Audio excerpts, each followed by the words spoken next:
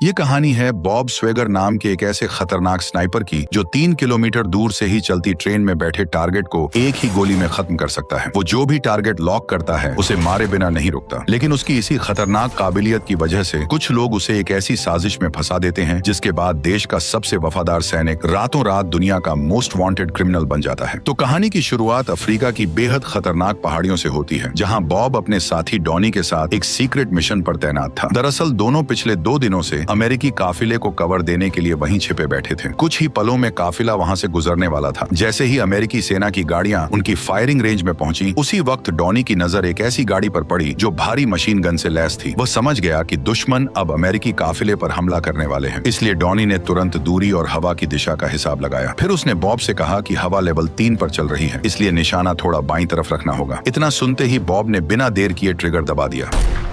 कुछ ही सेकंड में ड्राइवर और मशीन गनर दोनों मारे गए। इसी मौके का फायदा उठाकर सेना का काफिला सुरक्षित वहां से आगे बढ़ने लगा। लेकिन जब दोनों को लगा कि अब मिशन खत्म हो चुका है, तभी बॉब की नजर अचानक पीछे की तरफ गई, जहां बड़ी संख्या में हथियारों से लैस गाड़ियां तेजी से काफिले की तरफ बढ़ रही थीं। ये देखते ही बॉब ने तुरंत अपनी पोजीशन बदली और पहली ही गोली में मशीन गन चला रहे सैनिक को खत्म कर दिया। फिर अगली गोली से उसने गाड़ी के ड्राइवर को मार गिराया। बॉब की निशानेबाजी इतनी खतरनाक थी कि उसकी हर गोली सीधे सिर पर लग रही थी। यह देखकर दुश्मन सैनिक घबरा गए और अपनी गाड़ियों से उतरकर छिपने लगे। लेकिन उन्होंने पीछे हटने के बजाय सीधे जवाबी हमला शुरू कर दिया। उन्होंने भारी हथियारों से पूरी पहाड़ी पर अंधाधुंध बमबारी शुरू कर दी। भले ही उन्हें स्नाइपर्स की सही लोकेशन पता नहीं थी, फिर भी लगातार गिरते गोले अब बॉब और डॉनी के बेहद करीब पहुंचने लगे थे। ये देखकर बॉब समझ गया कि अगर वे ज्यादा देर वहां रुके तो दोनों मारे जाएंगे। इसलिए उसने तुरंत कमांड सेंटर से मदद मांगी और एयर सपोर्ट भेजने को कहा। लेकिन मदद करने की बजाय कमांडर ने साफ ऑर्डर दिया कि रेडियो कनेक्शन काट दिया जाए और उन्हें वहीं उनके हाल पर छोड़ दिया जाए। इसके बाद कमांडर ने तुरंत पूरी लोकेशन खाली करवा दी और मिशन से जुड़े हर सबूत को मिटा दिया। काफी देर तक कोई मदद न मिलने पर बॉब और डॉनी को एहसास हुआ कि उनके साथ धोखा हुआ है। तभी अचानक बॉब ने ऊपर आसमान की तरफ देखा, जहां दुश्मनों का हथियारों से लैस हेलीकॉप्टर तेजी से उनकी ओर बढ़ रहा था। आते ही उसने पहाड़ी पर मौजूद उनकी पोजीशन पर भारी फायरिंग शुरू कर दी। बॉब कुछ कर पाता उससे पहले ही कई गोलियां सीधे डॉनी को जा लगी और वो वहीं मारा गया। अपने सबसे भरोसेमंद दोस्त को आंखों के सामने मरते देख बॉब का गुस्सा फूट पड़ा। उसने तुरंत अपनी भारी बैरेट स्नाइपर उठाई और हेलीकॉप्टर पर लगातार फायरिंग शुरू कर दी। लेकिन शुरुआत की कई गोलियां हेलीकॉप्टर के कमजोर हिस्से को छू भी नहीं पाई। उल्टा उसकी फायरिंग से दुश्मनों को बॉब की लोकेशन पता चल गई और हेलीकॉप्टर सीधे उसकी तरफ बढ़ने लगा। तभी बॉब ने खुद को शांत किया और हेलीकॉप्टर के सबसे कमजोर हिस्से पर निशाना साधा। अचानक हेलीकॉप्टर कंट्रोल से बाहर हो गया और उसमें से घना धुआं निकलने लगा। इसी मौके का फायदा उठाकर बॉब किसी तरह वहां से जिंदा भाग निकला। कुछ दिनों बाद वही कमांडर जिसने उन्हें मरने के लिए छोड़ दिया था, एक अनजान स्नाइपर की गोली का शिकार हो गया। लेकिन अपने ही देश से मिले इस धोखे के बाद बॉब पूरी तरह टूट चुका था। इसलिए वो सेना छोड़कर अपने डॉग सैम के साथ पहाड़ों के बीच रहने चला गया। हालांकि बॉब भले ही खून खराबे से काफी दूर निकल आया था, लेकिन किस्मत अब भी उसका पीछा छोड़ने को तैयार नहीं थी। करीब 3 साल बाद एक अमेरिकी सेना का कर्नल उससे मिलने पहुंचा। वह अपने साथ देश का सबसे बड़ा सम्मान माने जाने वाला कांग्रेस मेडल लेकर आया था। लेकिन उससे भी बड़ी बात यह थी कि उसके पास एक ऐसा मिशन था जिसे बॉब आसानी से ठुकरा नहीं सकता था। दरअसल खुफिया जानकारी से पता चला था कि कोई खतरनाक स्नाइपर 3 किलोमीटर दूर से राष्ट्रपति की हत्या करने वाला है। उनका मकसद था कि बॉब अपने एक्सपीरियंस से यह पता लगाए कि हत्यारा किस जगह से हमला कर सकता है। लेकिन डॉनी की मौत के बाद बॉब का सिस्टम से विश्वास उठ चुका था और अब वह दोबारा वही गलती दोहराना नहीं चाहता था। पर ऑफिसर के पास इसका भी एक तोड़ था। उसने बॉब से कहा कि अगर राष्ट्रपति की हत्या हो गई तो पूरी दुनिया के सामने अमेरिका की इज्जत मिट्टी में मिल जाएगी। इसलिए अगर कोई इस हमले को रोक सकता है तो वह सिर्फ बॉब है। ऑफिसर की ये बातें सुनकर बॉब के पास कोई रास्ता नहीं बचा और आखिरकार वह मान गया। सावधानी बरतने के लिए बॉब ने चुपचाप उनकी गाड़ी के इंजन नंबर की फोटो खींच ली। इसके बाद उसने अपनी स्नाइपर निकाली और सामने की पहाड़ी पर एक टिन का डिब्बा रखकर 3 किलोमीटर की दूरी से निशाना लगाया। अगले ही पल गोली सीधे डिब्बे को चीरती हुई निकल गई। इसी के साथ ये साबित हो गया कि इतनी दूरी से राष्ट्रपति की हत्या करना मुमकिन है। लेकिन 3 साल पहले मिले धोखे ने बॉब को बहुत सतर्क बना दिया था। इसलिए रवाना होने से पहले उसने अपनी स्नाइपर की फायरिंग पिन निकालकर छुपा ली, जो आगे जाकर उसके लिए सबसे बड़ा तुरुप का इक्का साबित होने वाली थी। अपने डॉग सैम को दोस्त के पास छोड़ने के बाद बॉब उस शहर के लिए निकल पड़ा जहाँ राष्ट्रपति का भाषण होने वाला था। वहाँ पहुंचकर उसने अपने एक्सपीरियंस से तीनों जगहों को बारीकी से परखा और उसने अंदाजा लगाया कि सिर्फ एक ही ऐसी जगह है जहाँ से स्नाइपर राष्ट्रपति को निशाना बना सकता है, क्योंकि बाल्टीमोर में हवा का फ्लो निशाने को भटका सकता था, जबकि वॉशिंगटन में ऊंची इमारतों की वजह से शूटिंग करना नामुमकिन था। इसलिए हत्यारे के नजरिए से देखा जाए तो फिलाडेल्फिया ही एकमात्र लोकेशन बची थी जो इस पूरे प्लान के लिए फिट थी। यहाँ कम से कम 6 ऐसे पॉइंट थे जहाँ से बिना किसी रुकावट के साफ शॉट लिया जा सकता था। अगर राष्ट्रपति सिर्फ 5 सेकंड के लिए भी रुक जाए तो हाई पावर स्नाइपर उसे आसानी से खत्म कर सकता है। ब्लैक ऑफिसर ने उसके एनालिसिस की काफी तारीफ की और उसे निगरानी की जिम्मेदारी सौंप दी, लेकिन बॉब उन तारीफों में इतना डूब गया कि उसे ऑफिसर के बिछाए जाल का अंदाजा तक नहीं हुआ। जैसा उसने अनुमान लगाया था, वॉशिंगटन और बाल्टीमोर की स्पीच पूरी तरह नॉर्मल रही। अब सबकी नजर सिर्फ आखिरी लोकेशन यानी फिलाडेल्फिया पर थी। ब्लैक ऑफिसर ने बॉब की सलाह मानते हुए पहले ही सारी पोजीशनों पर अपनी टीम तैनात कर दी थी, लेकिन दूर छिपे ऑब्जर्वेशन पॉइंट पर बॉब को कुछ गड़बड़ महसूस होने लगी, क्योंकि स्टेज के चारों तरफ जानबूझकर रिबन लगाए गए थे ताकि हवा की दिशा को समझा जा सके। बॉब उन्हें हटवाने ही वाला था कि तभी ब्लैक ऑफिसर एक अनजान पुलिस वाले को अंदर बुला लाया। उसकी हरकतें देखकर बॉब को तुरंत कुछ शक हुआ, लेकिन उसी वक्त प्रेसिडेंट का काफिला मौके पर पहुंच चुका था, इसलिए बॉब ने फिलहाल चुप रहना ही बेहतर समझा। उसे बिल्कुल अंदाजा नहीं था कि चर्च टावर पर उसी वक्त स्नाइपर अपनी राइफल सेट कर चुका था। जब हवा की स्पीड, नमी और राष्ट्रपति की पोजीशन तीनों बिल्कुल परफेक्ट स्नाइपिंग कंडीशन में पहुंच गए, तब बॉब को एहसास हुआ कि यही मौका है असली स्नाइपर की लोकेशन ट्रेस करने का। तभी अचानक स्नाइपर ने टारगेट पर फायर कर दिया। जैसे ही गोली चली, पूरे इलाके में हड़कंप मच गया। बॉब को संभलने का मौका भी नहीं मिला और ब्लैक ऑफिसर के इशारे पर पुलिस वाले ने उस पर 2 गोलियां दाग दी और वह खिड़की से सीधे नीचे जा गिरा। एक ही पल में पूरा खेल बदल गया। कुछ ही समय पहले जो शख्स देश का हीरो था, अब वही राष्ट्रपति की हत्या का सबसे बड़ा आरोपी बन गया। जल्द ही सिक्योरिटी हेलीकॉप्टर ने पूरे इलाके को घेर कर उसकी तलाश शुरू कर दी। दरअसल ये पूरा प्लान पहले से ही ब्लैक ऑफिसर ने रचा था। उसने तुरंत ऑब्जर्वेशन पॉइंट पर मौजूद सभी सबूत साफ करवा दिए और बॉब की M200 स्नाइपर राइफल को जानबूझकर वहीं छोड़ दिया ताकि सारा इल्जाम बॉब पर आ जाए। उधर बॉब किसी तरह भीड़ से निकलकर भागा ही था कि उसका सामना एक FBI एजेंट निक से हो गया। निक को देखकर उसने तुरंत खुद को सरेंडर करने का नाटक किया। जैसे ही निक ने थोड़ी सी लापरवाही दिखाई, तभी बॉब ने बंदूक छीनकर उसे नीचे पटक दिया। इसके बाद वह खुद को बेगुनाह बताते हुए निक की गाड़ी की चाबी लेकर वहां से निकल गया, लेकिन उसकी हालत पहले ही काफी खराब थी, क्योंकि उसे गोली लग चुकी थी और ज्यादा देर तक भाग पाना मुश्किल था, क्योंकि हर तरफ पुलिस का जाल बिछा हुआ था और बच निकलने का कोई आसान रास्ता नहीं था। लेकिन तभी उसे एक ऑटोमेटिक कार वॉशिंग स्टेशन दिखाई दिया। वह तुरंत गाड़ी को अंदर ले गया और दर्द में कराहते हुए इमरजेंसी फर्स्ट एड किट निकालकर अपने जख्म का इलाज करने लगा। कुछ ही देर बाद जब वह गाड़ी को फिर से बाहर निकाल रहा था, तभी अचानक पुलिस ने उसे दोबारा ट्रैक कर लिया। वह पूरी ताकत से एक्सीलरेटर दबाकर भीड़ के बीच से भागने लगा। लगभग वह बच निकलने ही वाला था कि तभी अचानक एक ट्रक उसके सामने आ गया। अब चारों तरफ से रास्ते पूरी तरह पुलिस ने बंद कर दिए थे और बॉब के पास भागने का कोई रास्ता नहीं बचा था। इसलिए उसने पुलिस की बरसती गोलियों के बीच गाड़ी को सीधे नदी में उतार दिया।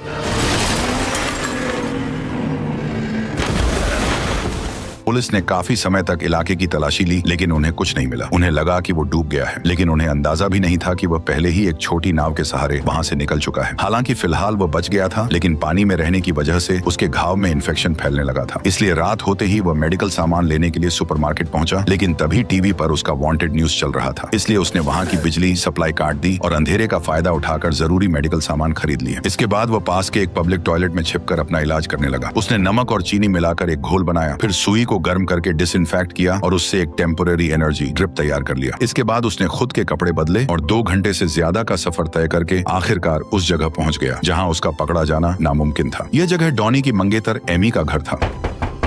एमी ने उसे देखते ही पहचान लिया कि यह वही आदमी है जिसके पीछे पुलिस लगी है, लेकिन थोड़ी देर सोचने के बाद उसने दरवाजा खोल दिया, पर वो उसे अंदर आने देने से हिचकिचा रही थी। बॉब ने शांत होकर कहा कि उसने राष्ट्रपति को नहीं मारा है। तभी एमी ने उसे बताया कि जिस गोली से हमला किया गया था वह असल में मिस होकर राष्ट्रपति के एक अधिकारी को जा लगी थी और राष्ट्रपति बच गए थे। लेकिन उसके मन में शक अभी भी बना हुआ था कि इस पूरे हमले के पीछे बॉब ही है। फिर बॉब ने एक एक करके उसे पूरी साजिश के बारे में बताया कि कैसे उसे जानबूझकर फंसाया गया था। धीरे धीरे एमी को एहसास होने लगा कि बॉब सच बोल रहा है, इसलिए उसने उसे अपने घर में आने दिया। घर के अंदर आते ही बॉब ने बिना देर किए दवाइयों की एक लिस्ट निकाली और एमी के हाथों में थमा दी। जल्द ही एमी ने लिस्ट के हिसाब से घाव भरने की सारी जरूरी दवाइयां खरीद लीं। उधर एजेंट निक को इस केस से जुड़े कुछ ऐसे सुराग मिल चुके थे जिन्हें उसने पहले नजरअंदाज कर दिया था। हालांकि उसे सबसे ज्यादा हैरानी इस बात की थी कि जो शूटर 3 किलोमीटर दूर से चलती ट्रेन के अंदर बैठे आदमी को मार सकता है, उसे केवल 2 किलोमीटर दूर मौजूद टारगेट कैसे मिस हो गया, और यह भी कि घटना के 12 मिनट मिनट बाद ही फॉरेंसिक टीम को इतनी जल्दी स्नाइपर की पोजीशन कैसे पता लग गई। अब निक को पूरा यकीन हो चुका था कि इस पूरे केस में कुछ बड़ी गड़बड़ है। वो उस पुलिस अफसर से मिलकर सच जानना चाहता था जिसने मार्क को गोली मारी थी, लेकिन तभी उसे पता चला कि वह अफसर पिछली रात ही मारा जा चुका है। यह सुनकर निक का शक और भी गहरा हो गया। इसके बाद वह उन सभी जगहों की जांच करने लगा जहां से राष्ट्रपति को निशाना बनाया गया था। इसी दौरान उसे चर्च के टावर पर शक हुआ। ऊपर चढ़ते ही उसने फर्श पर बने 3 छोटे छेद देखे जो अमेरिकी स्नाइपर राइफल के पैटर्न से पूरी तरह मैच कर रहे थे। अब निक समझ चुका था कि हमला बॉब की राइफल से नहीं हुआ था। असल में असली गोली अमेरिकी स्नाइपर राइफल से चलाई गई थी। इसी दौरान एमी की देखभाल में बॉब की हालत धीरे धीरे बेहतर होने लगी थी, लेकिन किसी और को नुकसान न पहुंचे इसलिए उसने वहां से निकलने का फैसला कर लिया। तभी न्यूज में निक की खबर देखकर उसके दिमाग में खुद को बेगुनाह साबित करने का एक नया तरीका आया। उसने एमी को एक इन्फॉर्मर की तरह बॉब के पास भेजा और साथ ही उसे वो फोटो भी दी जिसमें ब्लैक ऑफिसर की कार का इंजन नंबर साफ दिख रहा था। लेकिन असल में यह सब बॉब की तरफ से एक टेस्ट था। वो देखना चाहता था कि क्या निक भी ब्लैक ऑफिसर से मिला हुआ है। लेकिन जैसे ही उसने फोटो अपनी जेब में रखी तभी उसका शक दूर हो गया। ठीक उसी पल एमी रेस्टोरेंट से बाहर निकल आई। जैसे ही बॉब देखा कि एमी सुरक्षित गाड़ी में बैठ गई है, तभी अचानक FBI ने बॉब को रोक लिया और पूछताछ शुरू कर दी। एक्सक्यूज मी सर, क्या मैं आपकी आईडी देख सकता हूँ? बॉब अच्छी तरह जानता था कि ID कार्ड स्कैन होते ही उसका राज खुल जाएगा, इसीलिए उसने मौका मिलते ही गर्म कॉफी एक ऑफिसर के चेहरे पर फेंक दी और दूसरे के साथ लड़ाई शुरू कर दी। तभी एक पुलिस डॉग ने उसके हाथ पर हमला कर दिया जिसकी वजह से वह जमीन पर गिर पड़ा। फिर भी उसने किसी तरह दोनों ऑफिसरों को बेहोश किया, उनका वॉकी टॉकी उठाया और वहां से भाग निकला। लेकिन उन्हें नहीं पता था कि यह सब पहले से बॉब की प्लानिंग का हिस्सा था। अगर निक सही रास्ता चुनकर इंजन नंबर को इंटरनल सिस्टम में डालता तो ब्लैक ऑफिसर तुरंत उसकी लोकेशन ट्रेस कर लेता और ठीक वैसा ही हुआ। बॉब के पास मौजूद वॉकी टॉकी का IP एड्रेस और निक की लोकेशन एक ही जगह दिख रही थी। यह देखकर ब्लैक ऑफिसर को यकीन हो गया कि निक और बॉब साथ काम कर रहे हैं। असल में बॉब यही चाहता था ताकि असली दुश्मन खुद बाहर निकल आए और जैसा सोचा था ठीक वैसा ही हुआ। अगले दिन निक को कुछ गुंडों ने बीच सड़क से किडनैप कर लिया। उन्होंने उसे बुरी तरह टॉर्चर किया। इसके बाद उसे एक खास सेटअप में बांधकर आत्महत्या जैसा सीन बनाने की कोशिश की गई। जैसे ही ट्रिगर दबने वाला था तभी अचानक बॉब की गोलियों ने सभी गुंडों को वहीं ढेर कर दिया। जान बचने के बाद भी निक लगातार बॉब को सरेंडर करने के लिए समझाता रहा। उसने कहा कि अगर बॉब सरेंडर कर दे तो वह अदालत में उसके लिए गवाही देने को तैयार है। लेकिन बॉब जानता था कि पूरा सिस्टम आपस में मिला हुआ है, इसीलिए उसे समझ आ गया था कि यह लड़ाई उसे अकेले ही लड़नी होगी। उधर निक को भी एहसास हो गया था कि सच जानने के बाद उसकी जान भी खतरे में है, इसलिए उसने बॉब का साथ देने का फैसला कर लिया। असली हत्यारे तक पहुंचने के लिए वह एक रिटायर्ड गन एक्सपर्ट से मिलने निकल पड़ा। उस बुजुर्ग की जानकारी के मुताबिक 3 किलोमीटर की दूरी से सटीक निशाना लगाने वाले दुनिया में बहुत कम लोग हैं। बॉब के अलावा सिर्फ जैकल ही ऐसा शूटर था जो ऐसे बेहतरीन निशाने लगा सकता था। लेकिन अब उसने ऐसे मिशन लेने छोड़ दिए हैं जब उन्हें उस हत्यारे के बारे में कोई जानकारी नहीं मिली। तभी अचानक बूढ़े ने उस आखिरी स्नाइपर का नाम बताया जो इतने खतरनाक मिशन को अंजाम दे सकता था। जिस आदमी के बारे में बूढ़ा बता रहा था उसका नाम मिकाइलो था। ये नाम सुनते ही बॉब के दिमाग में सब कुछ जुड़ने लगा। उसे तुरंत वह लंगड़ा आदमी याद आया जो ब्लैक ऑफिसर के साथ उसके घर आया था। तभी अचानक उसे पूरी सच्चाई समझ आ गई कि असली स्नाइपर कोई और नहीं बल्कि वही लंगड़ा आदमी है। सच पता चलते ही निक ने एक पब्लिक फोन से FBI को कॉल किया और उस लंगड़े की लोकेशन हासिल कर ली। लोकेशन मिलते ही दोनों तुरंत अमेरिका के एक सुपरमार्केट पहुंचे और वहां से कुछ केमिकल्स खरीद लाए। बॉब ने अपनी जबरदस्त ट्रेनिंग से उन्हें घातक बमों में बदल दिया। पूरा प्लान तैयार होने के बाद दोनों लंगड़े के घर के पास पहुंच गए। निक बाहर निगरानी करने लगा जबकि बॉब अंदर घुस गया। उसने चुपचाप पूरे इलाके में विस्फोटक लगा दिए और गार्ड्स को एक एक करके खत्म कर दिया। लेकिन जैसे ही वह कमरे में दाखिल हुआ तभी लंगड़ा उसे देखकर बिल्कुल भी नहीं घबराया। गुस्से में बॉब ने उससे पूछा कि वह राष्ट्रपति की हत्या क्यों करना चाहता था। तभी वह लंगड़ा आदमी बिल्कुल शांत होकर बोला कि असल में उसका निशाना राष्ट्रपति नहीं बल्कि वही अधिकारी था जो उस हमले में मारा गया था। उसने बताया कि करीब 3 साल पहले इथियोपिया के एक गांव में भारी मात्रा में निकले तेल को ब्लैक ऑफिसर गैरकानूनी तरीके से बेच रहा था। लेकिन जब गांव वालों ने इस सौदे का विरोध किया तब उसने गुस्से में आकर पूरे गांव के लगभग 400 निर्दोष लोगों को बेरहमी से मरवा दिया। उस वक्त बॉब जिन सैनिकों को कवर दे रहा था वे असल में उन्हीं गांव वालों का कत्ल करने वाले भाड़े के सैनिक थे और भाषण देने वाला वह अधिकारी सिर्फ इसलिए मारा गया क्योंकि वह इस खूनी सच्चाई को पूरी दुनिया के सामने लाना चाहता था। ठीक उसी वक्त पूरे इलाके को भारी हथियारों से लैस स्पेशल फोर्स ने घेर लिया। लंगड़ा समझ गया कि अब उसे भी बलि का बकरा बना दिया गया है, इसलिए उसने मरने से पहले बॉब को एक बात और बताई, तुम्हारी गर्लफ्रेंड उनके पास है। इसके तुरंत बाद उसने खुद को गोली मारकर खत्म कर लिया। अब बॉब भी वहां से निकलने की तैयारी करने लगा लेकिन तब तक दुश्मन अंदर घुस चुके थे। हालांकि बॉब ने फुर्ती दिखाते हुए 2 सैनिकों को तुरंत ढेर कर दिया। उधर बाहर मौजूद निक स्नाइपर कवर देने ही वाला था लेकिन दुश्मनों ने पहले ही पूरे रास्ते बंद कर दिए। ये देखकर बॉब ने बिना सोचे निक को बम उड़ाने को कह दिया।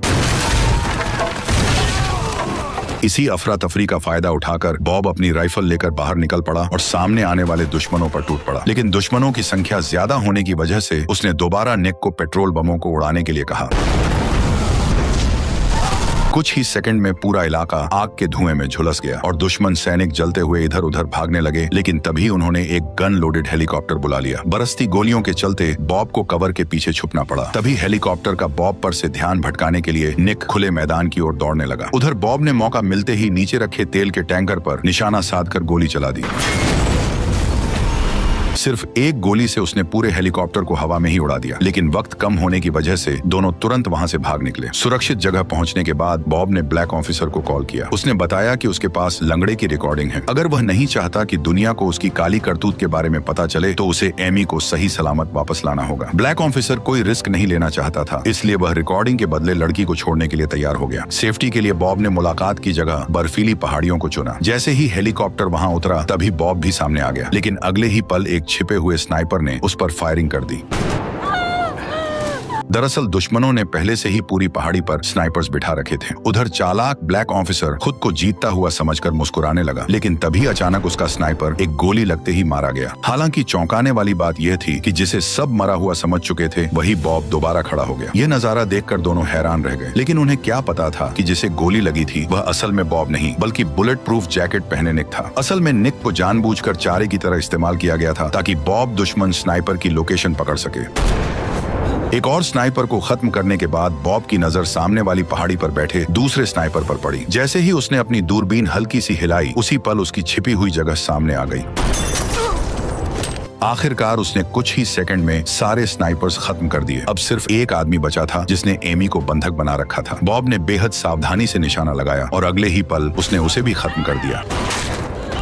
सभी दुश्मनों को मारने के बाद ही बॉब आखिरकार छिपने की जगह से बाहर आया। लेकिन इतना सब होने के बावजूद उसने ब्लैक ऑफिसर पर गोली नहीं चलाई, क्योंकि अगर वो ऐसा करता तो वो फिर कभी अपनी बेगुनाही साबित नहीं कर पाता। दूसरी तरफ एमी ने उन दिनों काफी टॉर्चर झेला था। इसी गुस्से में उसने बंदूक उठा ली और गुंडे पर अंधाधुंध गोलियां बरसानी शुरू कर दी। कुछ ही देर में FBI के हेलीकॉप्टर वहां पहुंच गए। तभी अचानक बॉब ने उस रिकॉर्डिंग में आग लगा दी, क्योंकि उस रिकॉर्डिंग का सच अगर दुनिया के सामने आ जाता तो अमेरिका की इज्जत मिट्टी में मिल जाती। मकसद पूरा होने पर ब्लैक ऑफिसर आराम से हेलीकॉप्टर में बैठकर वहां से निकल गया। उधर बॉब को सीधे FBI की कस्टडी में ले लिया गया। हालांकि निक की लगातार कोशिशों की वजह से उसे तुरंत दोषी नहीं ठहराया गया, बल्कि उसे गवाही देने का मौका दिया गया। सुनवाई के दौरान निक ने हाथ मिलाने के बहाने चुपके से बॉब को एक गोली पकड़ा दी। जज के सवालों पर बॉब ने झूठ बोलने की कोशिश नहीं की। उसने मान लिया कि M200 स्नाइपर राइफल उसी की है। लेकिन तभी उसने अचानक बंदूक लोड की और सीधे ब्लैक ऑफिसर पर निशाना साध दिया। यह नजारा देखते ही काले आदमी का चेहरा डर से और काला पड़ गया। लेकिन ट्रिगर दबने के बाद भी गोली नहीं चली। दरअसल बॉब की आदत थी कि वह हर मिशन के बाद अपनी फायरिंग पिन निकाल देता था। ऊपर से देखने पर बंदूक बिल्कुल नॉर्मल लगती थी, लेकिन असल में उससे गोली चल ही नहीं सकती थी। इसी से साबित हो गया कि बॉब चर्च में हुई हत्या का दोषी नहीं है। सच सामने आते ही ब्लैक ऑफिसर ने खुद को इस मामले से अलग करने की कोशिश की। लेकिन तभी निक ने एक फाइल निकाली जिसमें ब्लैक ऑफिसर के अफ्रीका में किए गए सारे काले करतूत के सबूत मौजूद थे। पर इतने सबूतों के बावजूद भी इंटरनेशनल क्राइम अमेरिकी कानून के दायरे में नहीं आते थे, इसलिए चाहकर भी ऑफिसर उसे गिरफ्तार नहीं कर सका। उधर अदालत ने बॉब को पूरी तरह बेगुनाह घोषित कर दिया। लेकिन बाहर निकलने से पहले जज खुद बॉब के पास आया और बोला कि मैं उसका कुछ नहीं कर सकता, लेकिन तुम उसके साथ जो चाहो वो कर सकते हो। जज का इशारा मिलते ही बॉब सब समझ गया कि अब उसे क्या करना है। उसी रात शहर से दूर एक आलीशान बंगले में ब्लैक ऑफिसर और ब्रुक अपनी जीत का जश्न मना रहे थे। वे नशे में इतने डूबे हुए थे कि उन्हें जरा भी अंदाजा नहीं था कि उनका आखिरी समय शुरू हो चुका है। जैसे ही ब्लैक ऑफिसर सोफे से उठा तभी एक गोली उसके गले को चीरते हुए निकल गई। यह देखकर वहां मौजूद शेरिफ डर के मारे एक कोने में छिप गया और अपनी जान की भीख मांगने लगा। लेकिन बॉब अब उसकी एक भी बात सुनने के मूड में नहीं था।